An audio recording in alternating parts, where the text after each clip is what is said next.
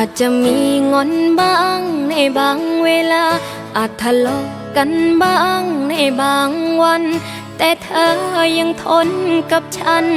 ไม่ยอมปล่อยมือเดินจากไปหากวันนั้นเธอเป็นคนที่ทิ้งฉัน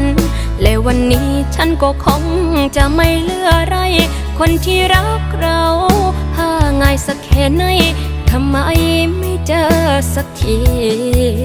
ขอบคุณเธอที่เดินเข้ามาในชีวิตไม่รู้ว่าฉันหรือเธอนับเป็นความโชคดี